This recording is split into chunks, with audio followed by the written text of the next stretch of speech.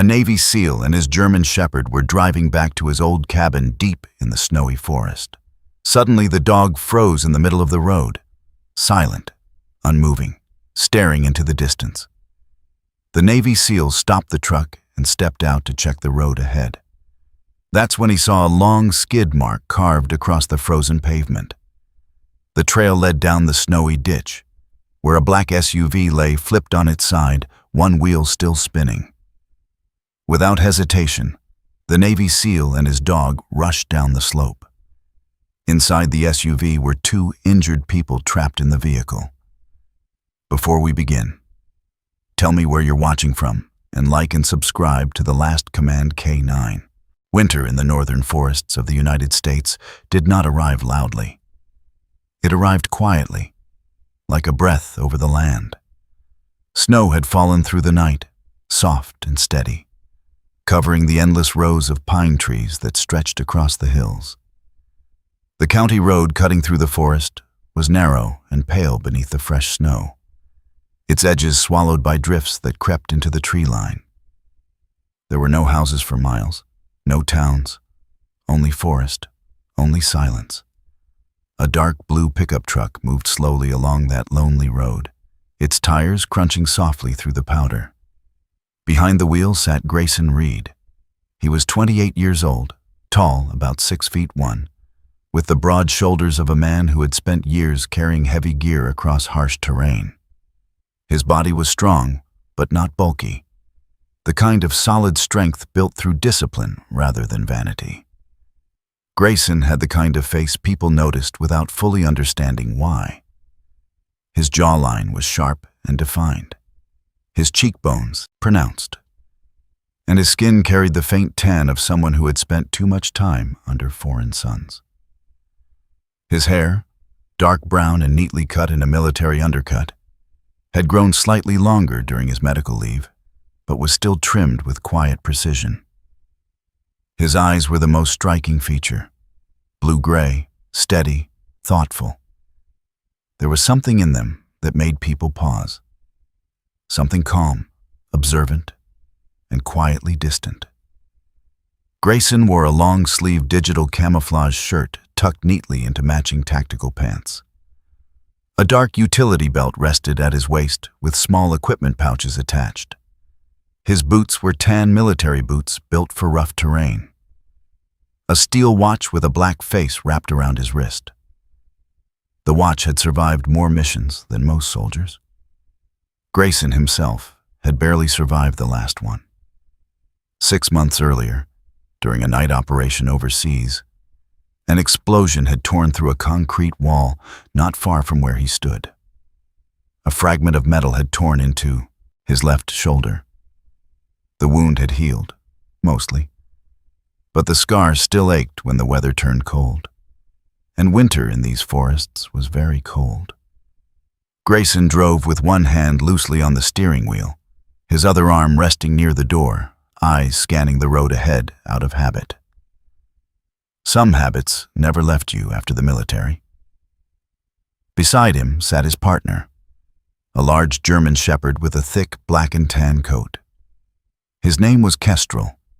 Kestrel was about 8 years old now, though he still carried the disciplined posture of a working dog. His body was powerful, but lean, every movement efficient. The fur along his back was mostly black, fading into warm gold along his legs and chest. His eyes were deep brown and alert, constantly studying the world beyond the windshield.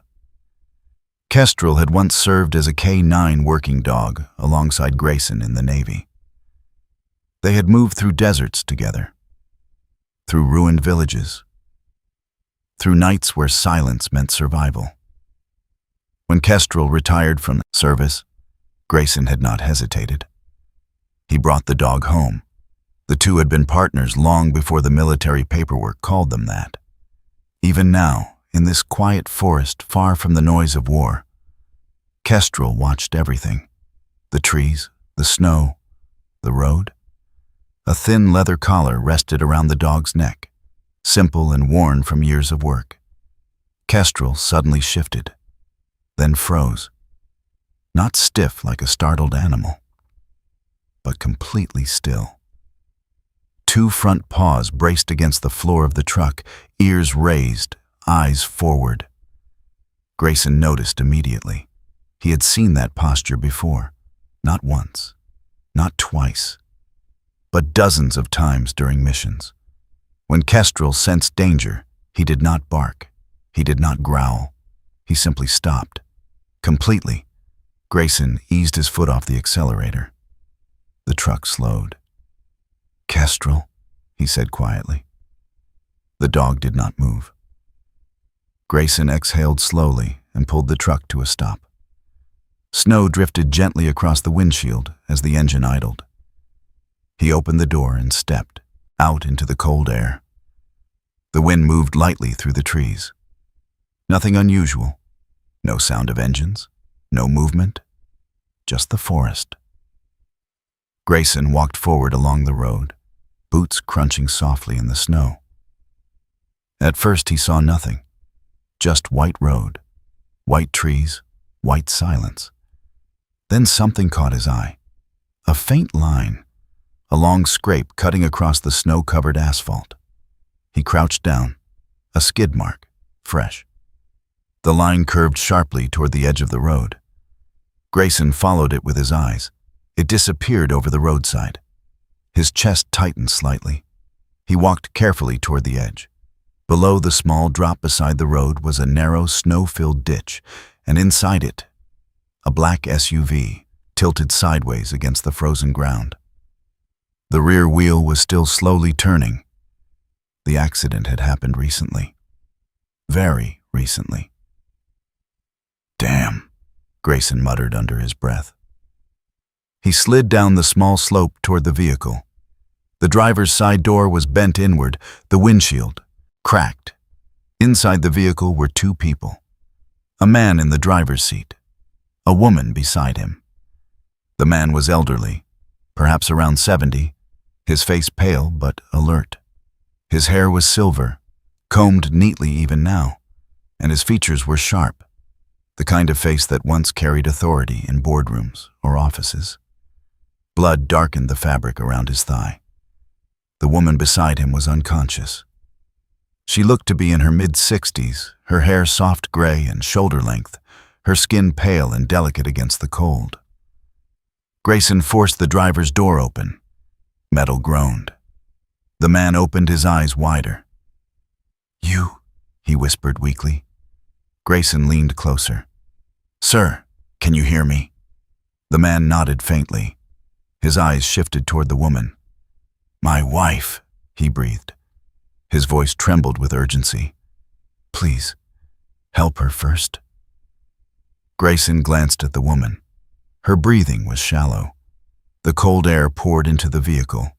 Hypothermia would come quickly. "Kestrel," Grayson called.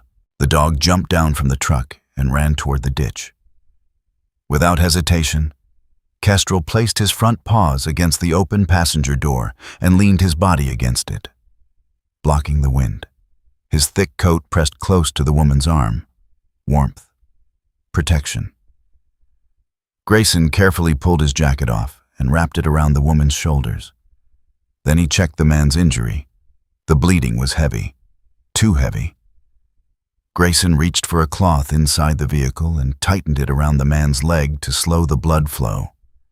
His movements were calm, efficient, training guiding every motion.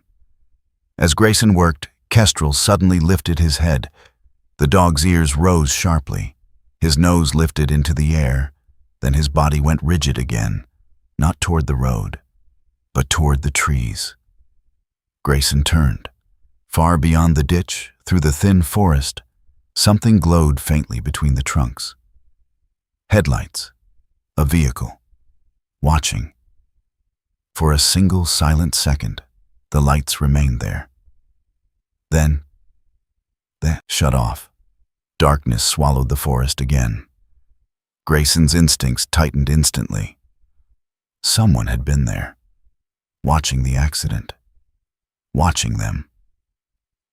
And now, they were gone. Grayson stood still for a moment, staring into the trees. The forest had returned to silence. No engine, no footsteps, nothing. He slowly turned back toward the injured man. "What's your name?" Grayson asked. The man swallowed weakly. "Walter. Walter Hale." Grayson nodded. "I'm Grayson." Walter's eyes moved toward the woman again. "My wife?" "Evelyn," he whispered. Grayson followed his gaze. Evelyn Hale remained unconscious, her breathing shallow but steady beneath Grayson's jacket, while Kestrel remained pressed beside her. Walter's voice trembled again. "She hates the cold," he murmured quietly. "But she always loved the snow." Grayson tightened the bandage on Walter's leg. "You're going to be okay," he said. He hoped it was true, but in the back of his mind, something else lingered. The headlights in the forest. Someone had been here and had left, without helping, without calling for help. Grayson reached into his pocket and pulled out his phone. One bar of signal flickered weakly on the screen. He dialed 911. Above them, the snow continued to fall. And deep within the trees, unseen by anyone on the road, the forest remained very quiet. Too quiet. The ambulance arrived just as the snow began to thicken again. Red lights flashed across the white forest as paramedics moved quickly down the slope beside the road. Their boots sank deep into the fresh snow, their breath rising in clouds as they worked. Grayson stepped back to give them room. One of the paramedics, a tall woman in her mid-30s with dark hair pulled tightly into a winter cap, knelt beside the injured driver. Her name tag read Lena Ortiz. Lena had the steady hands of someone who had spent years responding to emergencies. Her olive skin was pale from the cold, but her expression remained calm as she examined the older man's wound. "Good compression," she said briefly to Grayson, noticing the tight bandage around the man's thigh. "You slowed the bleeding." Grayson simply nodded. He wasn't used to explaining himself. Another paramedic helped lift the unconscious woman from the passenger seat. She was wrapped carefully in thermal blankets before being placed onto a stretcher. Through it all, Kestrel never left her side. The German Shepherd walked quietly beside the stretcher, his ears alert but his movements controlled. Snow gathered lightly on his dark back, melting slowly against his thick coat. The paramedics exchanged glances. "Working dog?" Lena asked. "Retired," Grayson replied. Lena studied the dog for a moment. Kestrel's posture was unmistakable, disciplined, focused. Even in retirement, he carried himself like a soldier. They loaded both victims into the ambulance. Before the doors closed, the older man reached weakly toward Grayson. His voice trembled with exhaustion. "My name, Walter Hale," he said again. Up close, Walter's features were clearer now. His face was narrow, his nose sharp, and his silver hair was combed neatly back despite the accident. Even injured, there was a quiet authority about him, the kind carried by men who had spent decades making difficult decisions. Grayson nodded once. "Grayson Reed?" Walter's eyes moved toward the German Shepherd. "And the dog?" "Kestrel." Walter gave the faintest smile before the ambulance doors closed. Then the vehicle pulled away into the snow. The hospital sat on the edge of the small town of Pine Hollow, nearly 20 miles from the accident site. It was a modest building, 2 stories of pale brick surrounded by tall pine trees that swayed quietly in the winter wind. Inside, the emergency room buzzed with quiet urgency. Walter Hale was taken directly into surgery. The bleeding in his leg had worsened during transport. Doctors moved quickly. Meanwhile, Evelyn Hale was placed into a monitored observation room. The woman remained unconscious for several hours. Grayson sat in the waiting area beside Kestrel. The chairs were stiff and uncomfortable, the fluorescent lighting pale against the winter darkness outside. Kestrel lay on the floor beside him, head resting calmly on his paws. Occasionally, the dog lifted his head when nurses walked past. But he never strayed far from Grayson. The clock on the wall ticked quietly. Hours passed. Eventually, a doctor entered the waiting area. The man was in his early 50s with thinning gray hair and rectangular glasses. His white coat hung loosely over a dark sweater. He introduced himself as Dr. Jonah Sutter, the neurologist on duty. Dr. Sutter spoke with the calm precision of someone who had spent his life explaining difficult things to worried families. "Mr. Hale is still in surgery," he said. "But we've stabilized his blood loss." Grayson nodded. "And the woman?" he asked. "Evelyn Hale," the doctor said. He adjusted his glasses before continuing. "She has suffered a traumatic brain injury." Grayson frowned slightly. "What does that mean?" Dr. Sutter folded his hands. "It means her memory may be affected." Evelyn Hale woke shortly before midnight. The first thing she saw was a white ceiling, bright lights, machines. Her breathing quickened immediately. "Mrs. Hale?" a nurse said gently. The nurse was a young woman with soft brown hair and tired eyes. Her name badge read Emily Carter. Emily had the gentle tone of someone who understood that patients waking from trauma often needed calm more than answers. "Can you hear me?" Emily asked. Evelyn looked around the room. Her eyes were wide, confused. "Where am I?" "You're in Pine Hollow Hospital," Emily said. Evelyn blinked slowly. The words didn't seem to settle. She looked down at her hands, thin fingers, pale skin, but no recognition. "What's your name?" Emily asked. Evelyn hesitated. A long moment passed. I don't know." The nurse's expression tightened slightly. Emily asked another question. "Do you remember your husband?" Evelyn shook her head. "What about where you live?" Nothing. Her breathing became faster. The confusion quickly turned to panic. "I don't know who I am," Evelyn whispered. Soon, hospital contacted Dr. Sutter immediately. Within minutes, he returned to the room. Grayson was called inside shortly after. Evelyn sat upright in the hospital bed, her pale hair falling around her shoulders. Her face carried a fragile softness, but her eyes now reflected pure fear. She looked like someone who had awakened in a stranger's life. Dr. Sutter spoke calmly.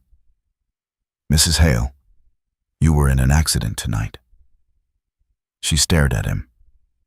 "I don't remember anything." "That's not uncommon," the doctor replied. He explained the condition carefully. Traumatic amnesia, sometimes temporary, sometimes longer.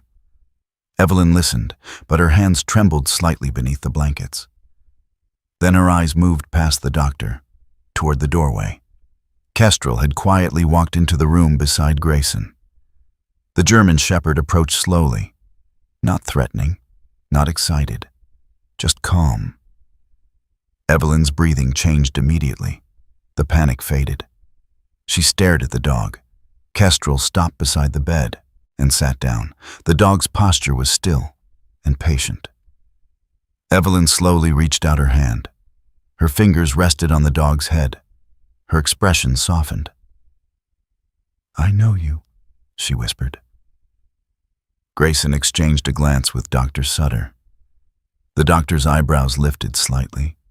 Evelyn continued gently stroking Kestrel's fur.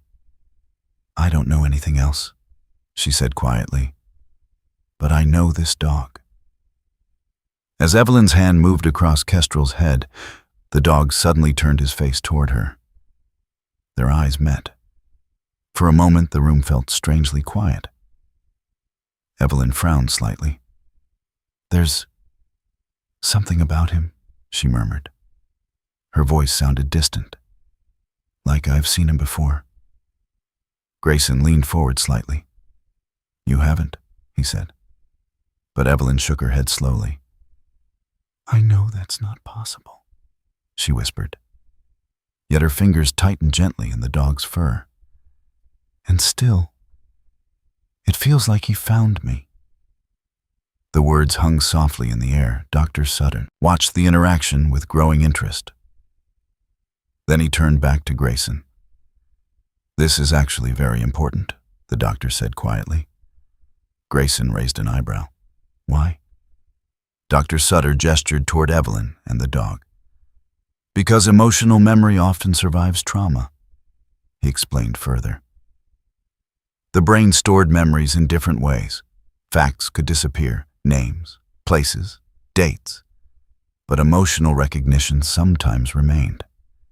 "It means something about this dog is reaching a deeper part of her memory," Dr. Sutter said. Evelyn continued stroking Kestrel's head.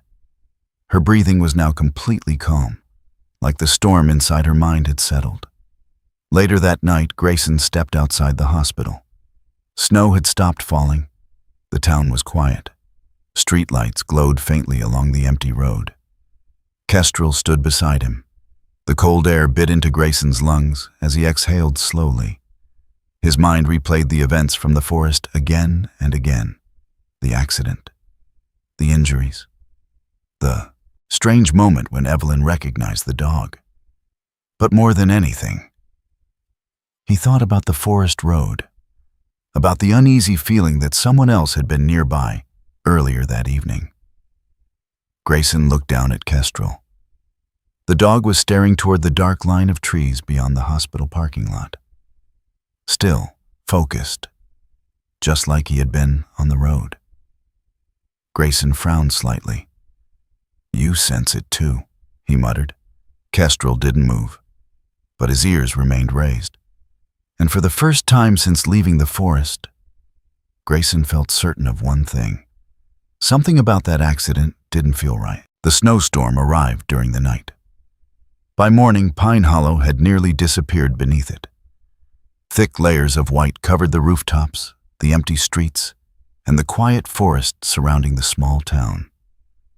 The roads leading in and out were buried under drifting snow, and the county plows were struggling to keep even the main highway open. Inside Pine Hollow Hospital, the storm turned the world outside into a distant blur. Walter Hale remained in surgery recovery, unconscious but stable. The doctors believed he would survive, though it might take several days before he regained full awareness. Evelyn Hale, however, was awake and completely lost. She sat quietly on the hospital bed, wrapped in a pale blue blanket, her gray hair slightly tangled from sleep. Without the panic of the previous night, her face looked softer now, almost delicate. But her eyes carried confusion that had not faded. She did not know where she was. She did not know who she was. And yet, one thing had become very clear. Whenever Kestrel left the room, her breathing changed. Her hands trembled. The confusion returned. Earlier that morning, a nurse had taken the dog briefly into the hallway while checking Evelyn's vitals. Within seconds, Evelyn had begun to panic again. Her voice had risen in fear. "Please don't take him away." The reaction surprised everyone. Dr. Jonah Sutter watched carefully from the corner of the room. He had seen many patients with memory trauma during his career. But this connection between a stranger and a dog was unusual. Still, not impossible. Emotional memory, he reminded himself again. It could be powerful, and sometimes unpredictable. Later that afternoon, the hospital social worker arrived. Her name was Marion Clark. Marion was a woman in her early 40s with kind but tired eyes, the look of someone who had spent years helping families through difficult situations. She was tall and slender, with shoulder-length auburn hair and pale skin that flushed easily in the winter cold. She wore a dark wool coat over professional slacks, and a leather folder rested under her arm as she entered the room. Marion greeted Grayson first. "You're Mr. Reed?" she asked. Grayson stood from the chair beside the bed. "Yes." Marion studied him briefly. Grayson's posture still carried the quiet alertness of a soldier. Even sitting still, he looked like someone who could move quickly if needed. She had already read his background report. Former Navy SEAL, honorable service record, recently on medical hold after injury, lives alone in a cabin outside town. Marion gave a small approving nod. "You did the right thing bringing them in," she said. Grayson shrugged slightly. "Anyone would have." Marion smiled faintly. "No," she said gently, "not everyone would." She turned her attention to Evelyn. Evelyn watched her cautiously, as if studying a stranger in a strange dream. "Mrs. Hale," Marion said softly, sitting beside the bed. Evelyn frowned slightly. "I don't know that name." Marion nodded. "That's okay." She spoke slowly, carefully. "We know your husband's name is Walter Hale. You were in a car accident yesterday. You've lost some memory because of the injury." Evelyn absorbed the information in silence. Her fingers moved slowly across Kestrel's fur as the dog rested his head beside her arm. It seemed to calm her. After a moment, Evelyn spoke again. "If I don't remember my husband, why do I trust this dog?" Marion glanced toward Dr. Sutter. The neurologist folded his arms thoughtfully. "That's part of what we're still trying to understand." The snowstorm worsened outside. Emergency radios began reporting road closures across the county. Several highways were now completely blocked, which created another problem. Walter Hale's family lived in New York. They had already been notified. But travel into Pine Hollow was now impossible.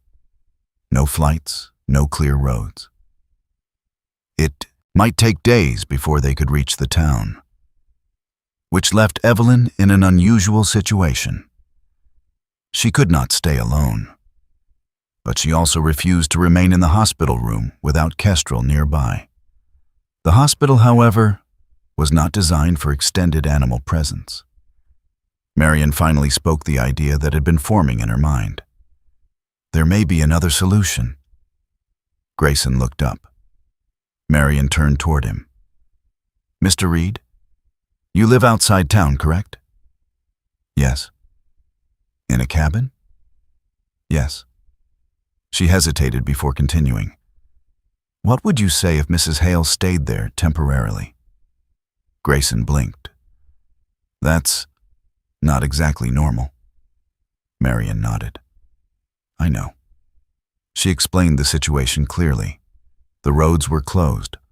Walter was unconscious. Evelyn needed a calm environment.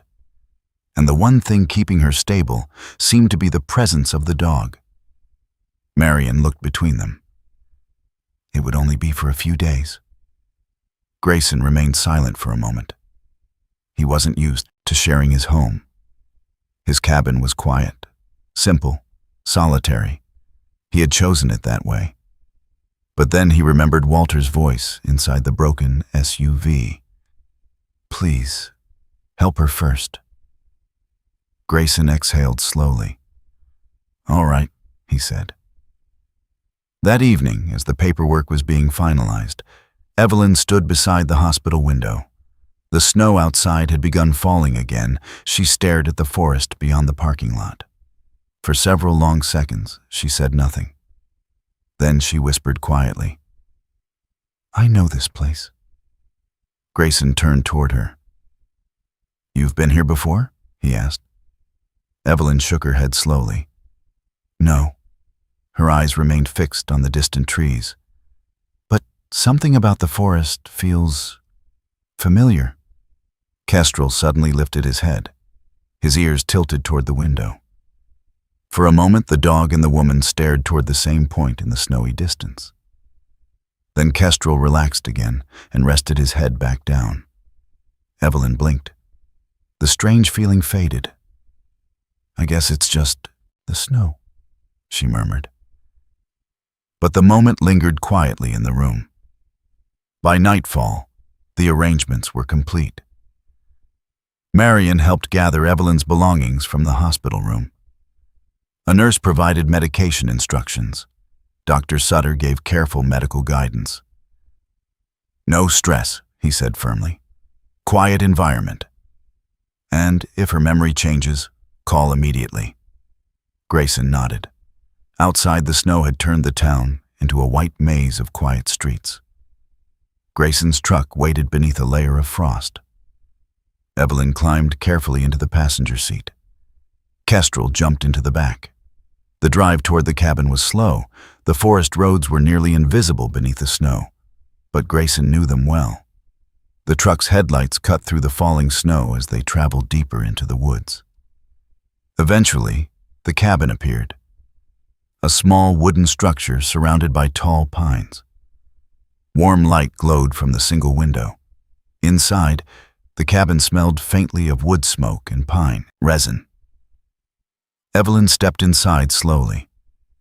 She looked around the room with curiosity. The space was simple: a stone fireplace, a wooden table, a few shelves. Nothing extravagant, nothing complicated. But something about it felt peaceful. Kestrel walked in first, then turned to sit near the door like a quiet guardian. Grayson placed a kettle over the stove. Evelyn watched him carefully. Then she smiled faintly. "I don't remember anything," she said softly. "But this place feels safe." Grayson glanced toward the dog. Kestrel had moved toward the window. The German Shepherd stood there quietly, staring out into the dark forest, watching, listening, as if the woods were speaking in a language only he understood. Grayson followed the dog's gaze. The forest outside was still, silent, but for reasons he couldn't explain. Grayson felt the strange sense that the night was not entirely empty. Snow had settled into a quiet rhythm over the forest by the time Damien Hale arrived. The road that led to the small wooden cabin cut through tall northern pines whose branches carried thick layers of snow like silent witnesses. The afternoon light was pale and cold, the kind that flattened the world into muted colors. Grayson Reed stood outside near the porch steps, splitting firewood. He moved carefully because of his shoulder. At 28, he still carried the athletic frame of a Navy SEAL. Broad shoulders, a disciplined posture, and the kind of calm awareness that never truly switched off. His dark brown hair was cut short in a practical military style, and faint lines of fatigue rested under his blue-gray eyes. The injury to his left shoulder had slowed him down, but it had not softened him. Beside him sat Kestrel. The German Shepherd watched the road. 8 years old, black and tan, with a strong athletic build, Kestrel had the stillness of a trained working dog.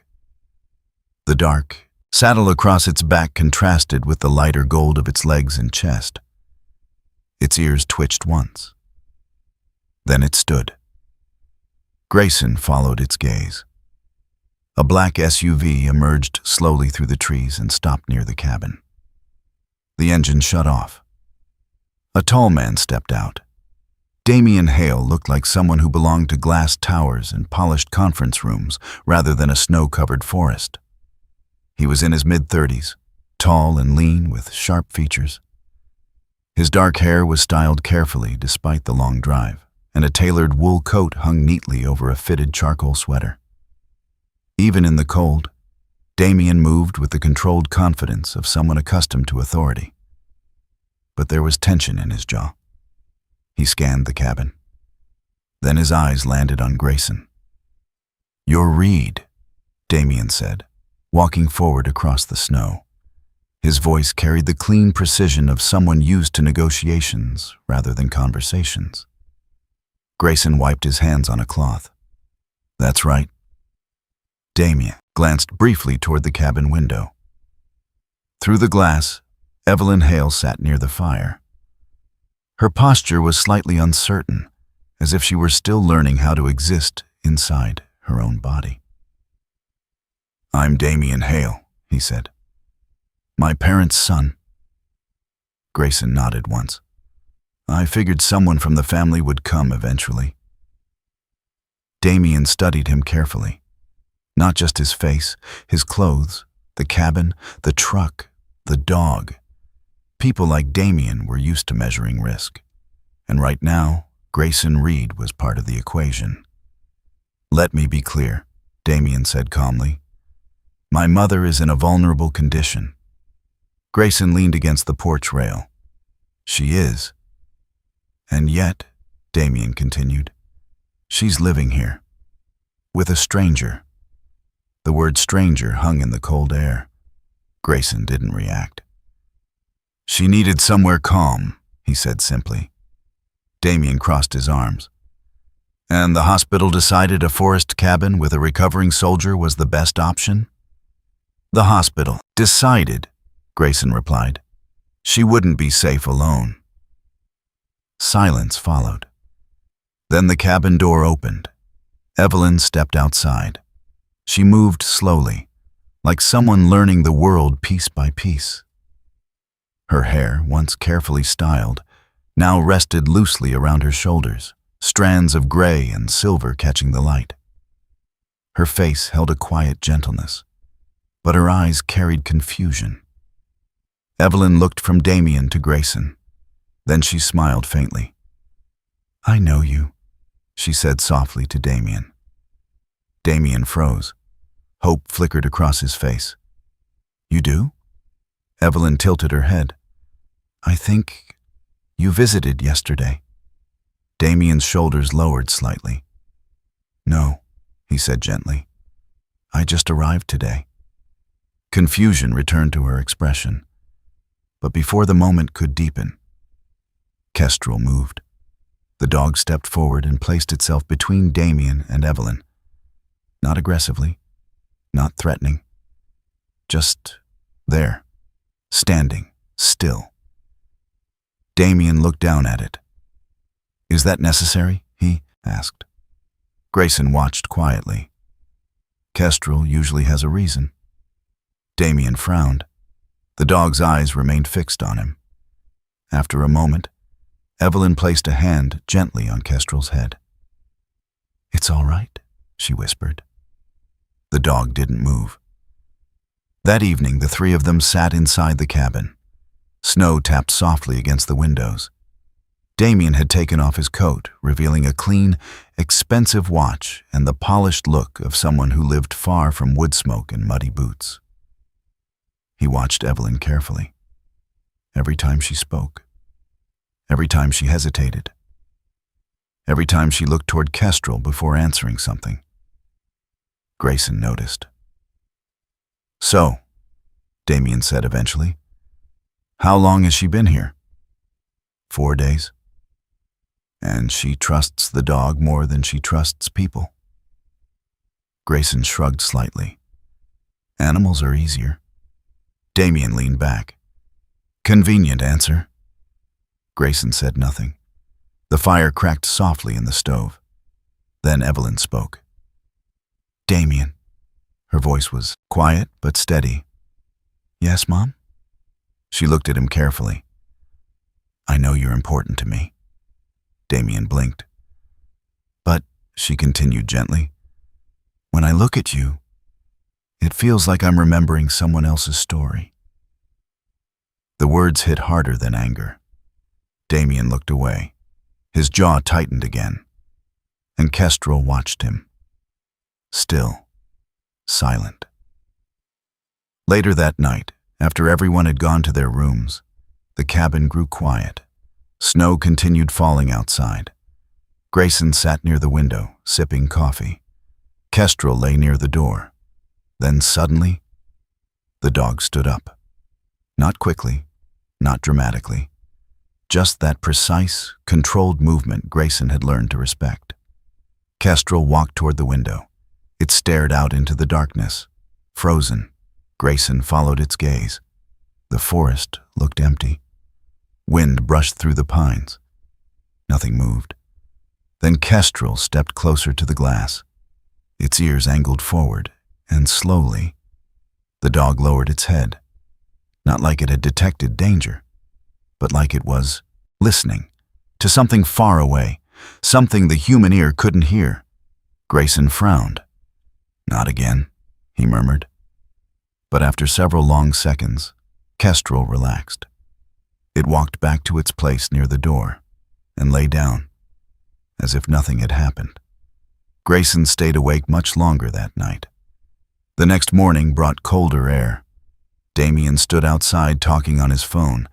His voice was low but tense. "Yes," he said, "I'm telling you something about this situation isn't right." Pause. "No, the soldier seems clean on paper." Another pause. "But I don't like coincidences." Grayson stepped outside. Damien ended the call. They looked at each other across the snowy yard. "You checking on me?" Grayson asked. Damien gave a thin smile. "I check on everything. Must be exhausting." Damien ignored the remark. "I spoke with local police this morning," he said. Grayson's expression stayed neutral. "They told me something interesting." Grayson waited. "A hunter reported seeing a vehicle parked in the forest a few miles from the crash site." Grayson felt a small tension rise in his chest. Damien continued. "When deputies arrived, the vehicle was gone." Silence settled between them. Behind them, the cabin door opened. Evelyn stepped outside with Kestrel beside her. The dog looked at Damien again, and once more. It positioned itself between him and Evelyn. The same calm, silent barrier. Damien watched the animal carefully. His voice lowered. "Tell me something honestly, Reed." Grayson met his gaze. "What? Does your dog always do that?" Grayson glanced at Kestrel, then back at Damien. "Only when something feels wrong." Damien held the stare. For a moment neither man spoke. And somewhere deep in the forest, beyond the trees, something unseen moved through the snow. The morning sky above the northern forest was pale blue, almost colorless. The kind of sky that came after a long night of snowfall. The world looked clean again, as if the storm had tried to erase everything that had happened. But Grayson Reed knew better. Snow could cover tracks. It could not erase them forever. Grayson stood beside his old pickup truck outside the cabin, pulling on his thick winter jacket. His injured shoulder protested as he moved his arm into the sleeve, but the pain had become familiar enough that he barely reacted anymore. At 28, Grayson carried the quiet discipline of someone who had spent years in dangerous places. His dark brown hair was short and practical, his jawline sharp, his face weathered slightly by cold wind and hard experiences. There was a calmness to him that came from long training and even longer nights of reflection. Behind him, the cabin door creaked open. Evelyn Hale stepped onto the porch slowly. She wore one of Grayson's spare wool sweaters. The sleeves rolled slightly because it was too large for her frame. Her gray-streaked hair rested loosely on her shoulders, and the cold air painted a faint pink across her cheeks. Though she still struggled to understand who she was, something about the quiet rhythm of the cabin seemed to soothe her. "You're leaving?" she asked gently. Grayson nodded. "Just for a few hours." She studied him carefully, as if trying to understand why the answer mattered. Then she looked down at the dog beside him. Kestrel. The German Shepherd stood alert in the snow, its black and tan coat thick against the cold. 8 years old but still strong, the dog had the posture of a professional, balanced, controlled, always aware. Its ears twitched toward the forest. Evelyn crouched slightly and touched the dog's head. "You'll keep him safe," she whispered. Kestrel blinked once. Grayson noticed the moment. For reasons he couldn't fully explain, Evelyn had formed an almost instinctive bond with the dog. Even without memory, she trusted the animal, sometimes more than people. Grayson grabbed the truck keys. "I'll be back before dark." From inside the cabin, Damian Hale watched through the window. He didn't step outside, but Grayson could feel the weight of his gaze. The road to the crash site was narrower than it looked from memory. County Road 14 curved through thick pine forest, its surface still packed with layers of ice beneath the fresh snow. Grayson parked the truck a few hundred feet from the location where the SUV had been pulled from the ditch. The area looked quiet now, too quiet. Snow covered the embankment where the accident had happened, smoothing the sharp edges of the scene. Grayson stepped out of the truck. Cold air cut sharply into his lungs. Kestrel jumped down beside him. The dog immediately lowered its nose to the ground. Working. Grayson walked slowly toward the ditch. From the road above, the slope still showed faint scars, where rescue teams had pulled the vehicle up days earlier. Broken branches, compressed snow, metal fragments barely visible under ice. But something else caught his eye. Grayson crouched down. A set of tire tracks. Not the deep grooves left by emergency vehicles. These were narrower and newer. He touched the edge of the mark with his glove. The snow around it had hardened slightly overnight, meaning the vehicle had passed through sometime after the accident. Grayson exhaled slowly. Someone came back. Kestrel continued sniffing along the roadside. Then the dog turned toward the trees.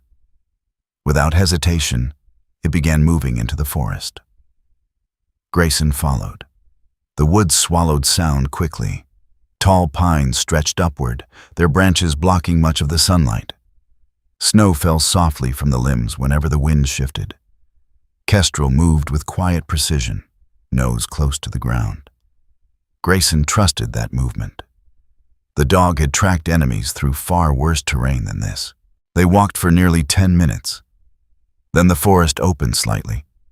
A small clearing appeared ahead. The snow there was disturbed. Grayson slowed. Kestrel stopped. The dog's body became still. Then it stepped forward carefully and lowered its nose near something half buried beneath the snow. Grayson brushed the surface with his glove. Metal. A curved fragment. He pulled it free. It was a piece of a car bumper. Gray paint scratched along one edge. Grayson turned it in the light. The metal was bent inward, like it had struck something hard, something heavy. His eyes moved slowly back toward the road, toward the place where Walter Hale's SUV had slid off the icy pavement. Grayson's mind began assembling the pieces. This fragment didn't belong to the SUV. It was from a sedan, which meant the SUV might not have lost control on its own. It might have been hit. From behind. Kestrel suddenly froze. Not the calm pause of investigation, the other kind, the kind that had once saved Grayson's life during missions overseas. The dog's muscles tightened. Its ears lifted. Its head angled slightly toward the far edge of the clearing. Grayson followed the direction slowly. Nothing. Only trees, snow, wind. But Kestrel didn't move. The dog's eyes locked onto something deep between the trunks. Grayson felt the old instinct awaken in his chest, the feeling soldiers recognized instantly. Someone might be watching. He waited. 30 seconds, 1 minute. Then, a distant sound. An engine, very faint, too far away to see, but unmistakable. Kestrel relaxed. The dog turned its head back toward Grayson. Whatever had been there was leaving. Grayson stood slowly. The metal fragment felt heavier in his hand now. Someone had returned to the crash site. Not police, not emergency services. And they hadn't stayed long. Just long enough to check something, or remove something. Grayson looked around the clearing carefully. Snow still preserved several faint tire marks, not large tires like his pickup. smaller, a sedan, gray, the same color as the bumper fragment. Grayson slipped the piece of metal into his jacket pocket. Then he placed a hand briefly on Kestrel's back. "You smelled it before I did," he said quietly. The dog wagged its tail once, but its eyes remained serious. They walked back toward the road together. Grayson's thoughts moved quickly now. If the SUV had been struck from behind, the crash might not have been an accident, which meant someone else had been on that road and left, without calling for help, without checking on the victims. The image returned to his mind again. Those distant headlights he had seen in the forest that night, turning off, disappearing. Grayson climbed into the truck. Kestrel jumped into the passenger seat. The engine started with a rough rumble. For a moment, Grayson sat still, looking at the forest.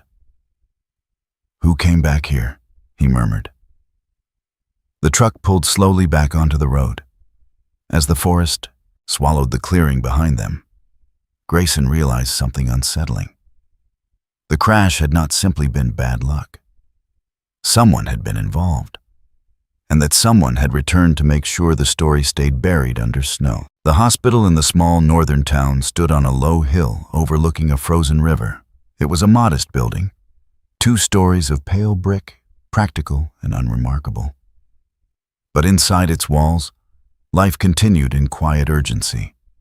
Snow drifted against the windows as afternoon light faded early in the winter sky. Grayson Reed stepped through the hospital entrance with Kestrel at his side. Hospitals always carried a particular smell, sterile chemicals mixed with something human and fragile. It reminded Grayson of field clinics overseas, places where survival often balanced on the edge of minutes. He walked carefully down the hallway. The injury in his shoulder still pulled sharply whenever he moved too fast.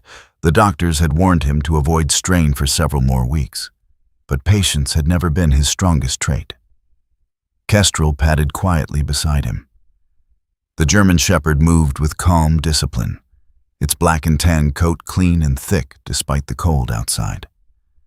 At 8 years old, the dog still carried the alert posture of a trained working K9, ears attentive, eyes scanning every unfamiliar movement. Several nurses glanced at the animal, but said nothing. Everyone in town already knew about the dog that had helped rescue the victims from the crash. At the end of the hallway stood Damien Hale. He leaned against the wall outside a hospital room, arms folded tightly across his chest. For the first time since arriving at the cabin, Damien looked tired. His usual polished confidence had softened slightly. Dark circles rested beneath his sharp eyes, and his carefully styled dark hair had lost its perfect structure. He had spent the night here, waiting. When he saw Grayson approach, he straightened. "He woke up," Damien said quietly. Grayson nodded. "How is he?" Damien exhaled slowly. "The doctors say he's stable." His voice carried something new, relief mixed with tension. "He asked to see both of us." Grayson paused for a moment. "Both?" Damien gave a small nod. "Apparently he remembers more than they expected." Grayson glanced at Kestrel. The dog sat calmly beside the wall, watching the hallway. Even here, surrounded by bright lights and quiet voices, Kestrel looked like a soldier standing guard. Damien pushed open the hospital room door. Walter Hale lay propped up in the hospital bed. The older man looked weaker than when Grayson had pulled him from the wreckage days earlier. Tubes ran from his arm to an IV line, and a heavy bandage wrapped around his thigh where surgeons had repaired the damaged artery. But his eyes were clear. Walter Hale was in his early 60s, a man whose life in the business world had carved determination into the lines of his face. His hair, once dark, had faded into a mixture of silver and gray, neatly combed despite the hospital stay. Even injured, he carried the presence of someone accustomed to making difficult decisions. When he saw Grayson enter the room, Walter nodded slowly. "You're the man who pulled us out." Grayson stepped closer. "That's right." Walter studied him carefully. Not suspiciously, just thoughtfully. Then his gaze shifted downward. Kestrel had followed quietly into the room and now sat beside the bed. Walter's expression softened. "That dog stayed with my wife in the car," he said. Grayson nodded. "Kept the wind off her." Walter's eyes lingered on the animal for a moment. "Good dog." Kestrel's tail moved once. Damien stepped forward. "Dad, the doctor said you shouldn't push yourself." Walter waved the concern away. "I'm not pushing anything." His voice was rough but steady. "There's something you both need to hear." The room became very still. Walter looked from Damien to Grayson. "I remember the road before the crash." Damien frowned slightly. "The police said it was probably ice." Walter shook his head. "There was ice." His eyes hardened. "But that's not what caused it." Grayson felt a quiet tension settle into the room. "What do you remember?" he asked. Walter took a slow breath. "For several miles before the accident," he said, "there was a car behind us." Damien leaned forward. "What kind of car?" Walter closed his eyes briefly. "Gray sedan." Grayson's hand tightened slightly. Walter continued. "At first I thought nothing of it." The older man's voice remained calm, but the memory clearly disturbed him. "That road runs through forest for 20 miles. It's not strange to see another car." He shifted slightly in the bed. "But after a while, I noticed something." Damien watched him closely. "What?" Walter opened his eyes again. "It never passed us." The room remained silent. Walter's gaze drifted toward the window, as if replaying the moment in his mind. "It stayed behind us. Same distance." Grayson spoke quietly. "How long?" 10 minutes. Maybe longer." Damien frowned. "That could still be coincidence." Walter nodded. "That's what I told myself." Then his expression changed. "But then, it did pass us." Grayson felt the air tighten. Walter's voice dropped lower. "It pulled into the opposite lane and accelerated." Damien leaned closer to the bed. "So it just overtook you?" Walter shook his head slowly. "No." His eyes sharpened. "When it got ahead of us," Walter paused, "it slammed the brakes." The words hung in the hospital room like a sudden drop in temperature. Damien blinked. "What?" Walter's hands tightened slightly against the blanket. "The sedan passed us, then cut back into our lane." His breathing grew heavier as he spoke. "And then it stopped." Grayson felt the quiet instinct in his mind begin connecting pieces. Ice. A sudden stop. Walter continued slowly. "I tried to brake." His voice became distant. The road was solid ice. Walter closed his eyes briefly. The tires lost grip. He opened them again. And then we were sliding. No one spoke. Grayson already knew what happened next. He had seen the aftermath. Walter looked at him. The SUV went sideways. His voice remained steady, but his eyes showed the memory clearly. "We left the road?" Damien whispered, almost to himself. "That wasn't an accident." Walter nodded faintly. "No."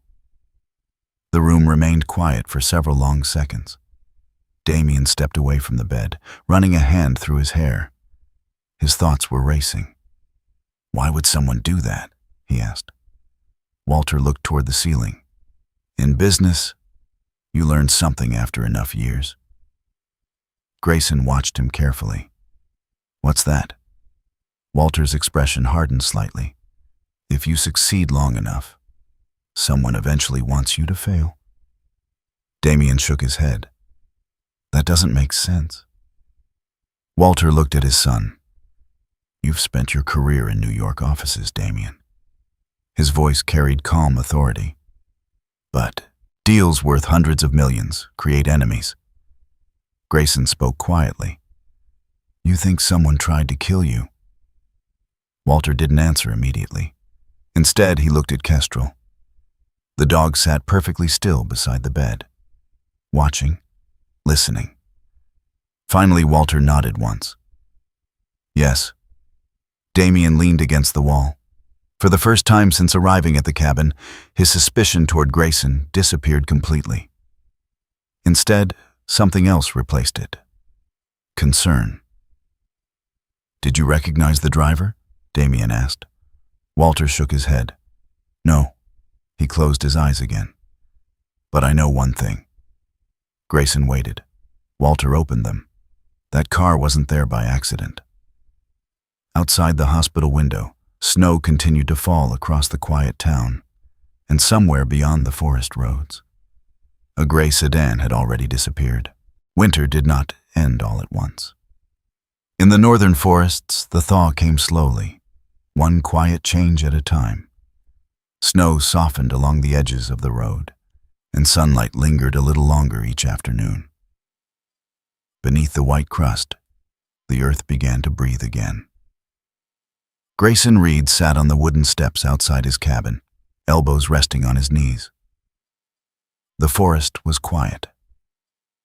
Not the heavy silence of deep winter, but the lighter stillness that came when seasons began to shift. Beside him lay Kestrel. The German Shepherd stretched comfortably across the wooden boards, its black and tan coat catching the pale morning sun. Age had begun to mark the dog's muzzle with faint silver strands, but the animal still carried the steady posture of a trained K9. Even at rest, Kestrel watched the world. Grayson scratched the dog behind the ear absent-mindedly. The past few weeks had unfolded in ways he never could have predicted. After Walter Hale regained enough strength in the hospital, investigators began reviewing every detail surrounding the crash. What had first looked like a simple winter accident slowly became something else entirely. Something deliberate. Grayson had been asked to repeat his story twice. Once by local deputies, once by a man from the state investigative unit. The second man had introduced himself as Detective Aaron Pike. Aaron Pike was the type of investigator who carried patience like a tool. He was in his early 40s, tall and lean, with a narrow face and short sandy blonde hair beginning to thin near the temples. His eyes were sharp but not unfriendly, and he had the calm voice of someone who preferred listening over speaking. Unlike most officers Grayson had met, Pike didn't rush conclusions. He noticed details, including the dog. You trust that animal more than most people, don't you? Pike had said during their first meeting. Grayson had nodded once. Usually works out. The investigation unfolded quietly, but steadily. Walter Hale's business dealings stretched across several states. Over decades in real estate development, he had acquired wealth and enemies. One name eventually surfaced repeatedly in financial records. Leonard Voss, a rival developer whose company had lost several major contracts to Walter's firm over the past 3 years. Leonard Voss was not the type of man who liked losing. Detective Pike had explained the situation carefully. We believe someone working for Voss hired a private driver to follow Hale's vehicle during the trip north, Pike said one afternoon in the hospital corridor. Grayson leaned against the wall beside him. And the gray sedan? Pike nodded. Registered under a shell company. But we traced the insurance policy. He paused briefly. The driver panicked. Grayson frowned. What do you mean? Pike crossed his arms. The plan likely wasn't to kill Hale. Just force him off the road long enough to confront him. Grayson thought about the icy highway. That road isn't the place to force anyone to stop. Pike nodded slowly. Exactly.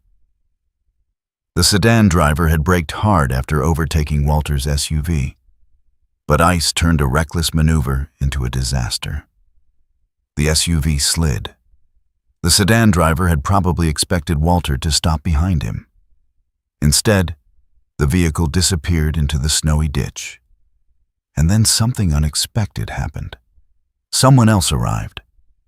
Grayson Reed. Detective Pike's investigation later confirmed something else as well. A hunter passing through the forest had briefly seen the gray sedan parked near the crash site after the accident. The driver had returned, probably to check whether the victim survived. But when Grayson's truck appeared on the road, the driver fled. Fear had ended the plan. Several days after Walter regained consciousness, Evelyn Hale experienced something unexpected. Grayson was visiting the hospital that afternoon when it happened. Evelyn sat quietly in a chair beside the window, watching sunlight melt snow from the parking lot outside. Kestrel lay beside her feet. The room smelled faintly of antiseptic and warm air from the heating vents. Without warning, Evelyn's hand stopped mid-motion. Her fingers tightened slightly around the blanket. Grayson noticed. "Everything all right?" he asked gently. Evelyn didn't answer right away. Her eyes focused on something distant. Then she spoke slowly. "I remember a sound." Damien leaned forward immediately. "What sound?" Evelyn closed her eyes briefly. "Metal." Her voice trembled slightly. "A loud metal sound." Grayson waited. Evelyn opened her eyes again. "The car in front of us." Her breathing quickened. It stopped too fast. Silence filled the hospital room. She looked down at Kestrel. "And then the dog?" Damien frowned. "You saw the dog before the crash?" Evelyn shook her head. "No." She reached down and placed her hand gently on Kestrel's head. "But when I woke up in the car," her voice softened. "The dog was already there." Grayson felt a quiet chill, because Evelyn had been unconscious when he arrived. But somehow the first thing she remembered after waking was the presence of the dog. Not the crash, not the fear. The dog. Weeks passed. Walter Hale slowly regained strength. Physical therapy helped him walk again, though he still relied on a cane for balance. Evelyn's memory returned in fragments. Not full stories, just moments, faces, voices, small emotional impressions. But one thing never faded: her trust in Kestrel. Eventually, the Hale family prepared to leave the small forest town. Spring was approaching. The morning they departed, the snow along the road had begun to melt into narrow streams that trickled through the pine needles. Walter stood near the SUV parked outside the cabin. His legs still stiff, but steady enough to walk. He extended a hand to Grayson. "I don't believe in coincidence," Walter said. Grayson shook his hand. "Neither do I." Walter glanced down at the dog. "If that animal hadn't stopped you on the road—" He didn't finish the sentence. He didn't need to. Damien stood nearby, hands in his coat pockets. His attitude toward Grayson had changed completely. The suspicion was gone. In its place was quiet respect. "You ever consider working security?" Damien asked. Grayson smiled slightly. "I've had enough of that life." Evelyn approached slowly. She looked healthier now, though a faint uncertainty still lingered in her eyes. She knelt beside Kestrel. For a long moment, she simply rested her hand on the dog's head. "I still don't remember everything," she said softly, "but I know one thing." Grayson waited. Evelyn smiled gently. "This dog saved us." Kestrel wagged its tail once. The Hale family climbed into their vehicle. The engine started. The SUV rolled slowly down the narrow forest road. Grayson watched until it disappeared between the trees. The forest grew quiet again. He remained sitting on the cabin steps. Kestrel lay beside him. For a long time, neither of them moved. Finally, Grayson looked down at the dog. "You knew something was wrong that day, didn't you?" Kestrel lifted its head. Its dark eyes studied him calmly. Then the dog wagged its tail, not dramatically, just once. Grayson smiled. Sometimes fate didn't arrive as a miracle. Sometimes it arrived as a moment. A single pause. A dog standing still in the middle of a snowy road, forcing you to stop. And because of that moment, 2 lives continued. Sometimes the miracles in our lives do not arrive as thunder or light from the sky. Sometimes they arrive quietly, in the smallest moments we almost ignore. A pause, a warning, a feeling that tells us to stop and look again. In this story, it was a dog standing still in the middle of a snowy road. But perhaps that moment was more than instinct. Perhaps it was a quiet reminder that God sometimes works through the simplest parts of His creation to guide us, protect us, and change the course of our lives. We often look for miracles in dramatic events, but many of them are hidden inside ordinary days, a stranger who appears at the right moment, a sudden decision that saves a life, a small voice inside us that tells us to slow down. Maybe those moments are not accidents at all. Maybe they are reminders that we are not walking this life alone. If this story touched you, take a moment today to think about the small moments in your own life that may have been quiet miracles. The ones that protected you, redirected you, or helped someone else when they needed it most. If you believe that faith, kindness, and unseen guidance still exist in this world, share your thoughts in the comments. Your story might inspire someone who needs hope today. And if you enjoy stories like this, stories about loyalty, courage, and the mysterious ways life sometimes protects us, please consider subscribing to the channel and sharing this video with someone who might need to hear it. May God watch over you and your family, guide your path, and bring peace and protection into your everyday life.